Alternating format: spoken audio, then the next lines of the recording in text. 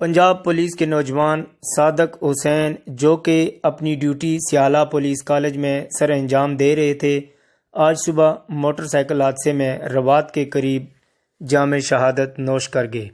تفصیلات کے مطابق صادق حسین اپنی ڈیوٹی ختم کر کے اپنے گھر جا رہے تھے کہ روات کے قریب ان کے موٹر سائیکل کو حادثہ پیش آ گیا، جس کی وجہ سے انہیں شدید چوٹیں لگیں اور ریسکیو 1122 کے ذریعے انہیں فوری طور پر ہسپتال منتقل کیا گیا، لیکن وہ جاں بر نہ ہو سکے اور خالق حقیقی سے جا ملے۔